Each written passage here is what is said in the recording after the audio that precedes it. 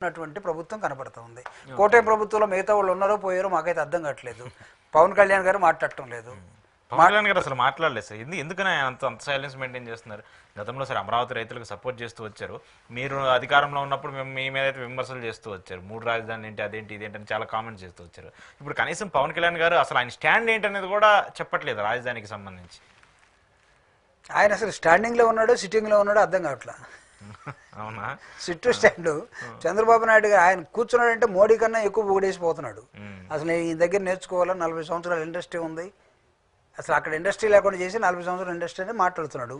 Real issue వచ్చినప్పుడు మాట్లాడుతున్నాడు. అంతేందుకు పిఠాపురంలో తన నియోజకవర్గంలోనే ఎస్ఎస్ని వెలివేస్తే, సోషల్ బాయ్కాట్ చేస్తే మాట్లాడటం లేదు. డెమోగ్రఫీ దెబ్బతింటుంది అనుకున్నటువంటి అమరావతి రాజధాని ప్రాంతంలో దళితులు కానీ, పేదలకు కానీ, లేదా మైనారిటీస్ కానీ ఇళ్ల స్థలాలు ఇస్తే ఆయన మాట్లాడటం లేదు.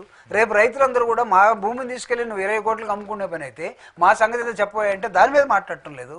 అంటే రైతుల పక్షాన ఉన్నాడా, పేదల పక్షాన ఉన్నాడా, దళితుల పక్షాన ఉన్నాడా, ఎవరి పక్షాన ఈయన చంద్రబాబు వెనకాల ఉన్నాడు. సీట్లు కూడా చంద్రబాబుకి వెనకాల వేసుకొని కూర్చుంటున్నాడు. వీరైతే దగ్గర ఆయన ఉప ముఖ్యమంత్రిగా ఆయనకి ప్రోటోకాల్ ఉంటుంది కదా. ఉంటుంది, ప్రోటోకాల్ లేకుండా ఎందుకు ఉంటుంది? ఆయన తర్వాతే కదా. ముఖ్యమంత్రి అంటే చంద్రబాబు నాయుడు గారు తర్వాతే కదా. ఉప ముఖ్యమంత్రికి ఏమన్నా రెస్పాన్సిబిలిటీస్ ఏమైనా ఉన్నాయా? లేవు. ఇట్స్ ఓన్లీ ఒక అలంకారం అలా ప్రోటోకాల్లో ఉండిపోయింది. But what are job chart ఏంటి? Tell me, deputy CM job chart ఏంటి నాకు చెప్పండి. సార్ ఆయనే కాదు, లేకపోయినా ఆయన మంత్రిగా కొన్ని శాఖలు ఉన్నాయి, కొన్ని శాఖలు నిర్వహిస్తున్నారుగా, ఆ శాఖలకు సంబంధించి ఆయన పనులు చేసుకుంటారు. అంటే డిప్యూటీ సీఎం అనే దానికి నేననేది టర్మ్స్ అండ్ రెఫరెన్సెస్ లో ఆయన వర్క్ ఏంటి, జాబ్ చార్ట్ ఏంటి, ఏముండదు. రాజ్యాంగ పరంగా అది ఏం లేదు కదా, ఏం లేదు.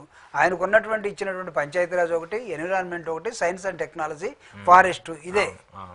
ఫారెస్ట్ అంటే పాపం రామచంద్రారెడ్డి ఇల్లు ఎక్కడ ఉందో, ఎన్ని సర్వే నెంబర్లు సరిగా ఉన్నాయా లేదా, లేకపోతే జగన్మోహన్ రెడ్డి గారు సిమెంట్ ఫ్యాక్టరీకి ఒకటి కట్టుకున్న దానిలో సరిగా ఉందా లేదా. ఆఖరికి ఏమైంది, కొండందవి ఎరిగిన పెట్టినట్టుగా ఎక్కడో ఒక చోట ఎంఆర్ఓ తప్పు చేసింది అనుకో, సర్వేయర్ తప్పు చేసింది అనుకో, ఇది పొరపాటున ఇక్కడికి వచ్చింది కాబట్టి జగన్ చేసిన తప్పు తీసేసామని. జగన్ గారు తీసుకున్నప్పుడేమో ఎవరికి ఎంత డబ్బు రావాలో ఆ డబ్బు ఆయన ఇచ్చేసి పర్ఫెక్ట్గా కొనుక్కున్నాడు. గవర్నమెంట్ వాళ్ళే సర్వే చేస్తే ఆర్డీఓ, ఎంఆర్ఓ, కలెక్టరు వాళ్ళందరూ శాంక్షన్ చేసిన తర్వాత దాన్ని డబ్బు కట్టి రైతుల దగ్గర కొనుక్కున్నాడు. వాటిల్లో ఇప్పుడు ఆ కోడిగుడ్డు మీద ఏకలు లాగుతా ఉన్నట్టుగా దాని మీద తప్పులు ఏమైనా జరిగాయా చూడండి. ఏం చేస్తారు? ఇప్పుడు ఒకవేళ సర్వే నెంబర్ మారింది, సర్వే నెంబర్ మారింది కాబట్టి అది ఎవరు తప్పు? డిపార్ట్మెంట్ తప్పు, మార్చేసుకుంటారు. ఆయన దానిలో బిజీగా ఉన్నాడు. కానీ ఆంధ్రప్రదేశ్కి జరుగుతున్నటువంటి అన్యాయం మీద మోడీ గారు వచ్చారు, రెండోసారి ప్రధానమంత్రిగా, ఆయనకు ఉన్నా లేకపోయినా వచ్చాడు. వచ్చిన తర్వాత వీళ్ళు సాధించింది ఏంటి?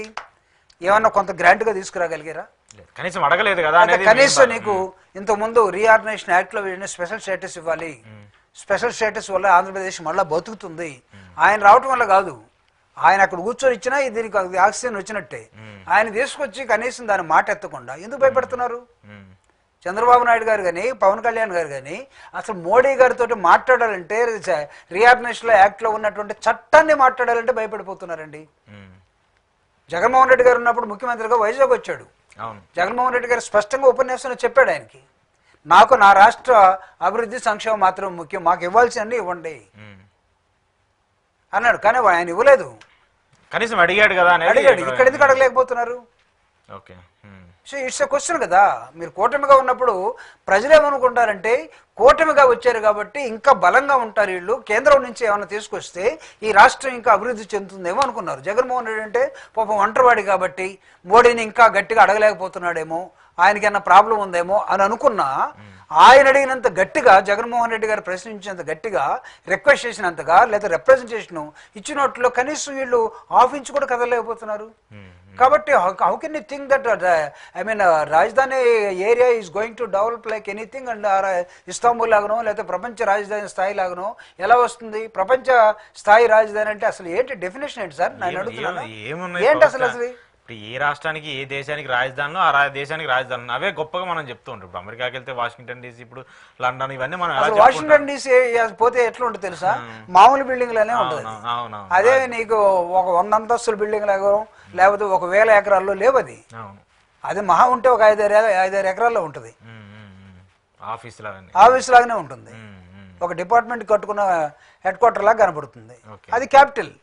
ఈ ప్రపంచ స్థాయి రాజధాని అంటే నాకు అసలు అర్థం కావట్లా ఏంటిది దీనికి ఏమన్నా మనకి లేకపోతే ఫోన్లో సిరిని అడిగితే ఏమన్నా చెప్పుద్దా లేకపోతే ఏ ఒకటి వచ్చింది కదా వాట్ ఈస్ మెన్ బై ప్రపంచ స్థాయి చంద్రబాబు నాయుడు గారు చెప్తున్నారు కదా అమరావతి కూడా ఏఐ రాజధాని అని మరి ఆ ఏఐ ఎలా చెప్తారు అనేది చూడాలి మరి ఆయన చెప్పేది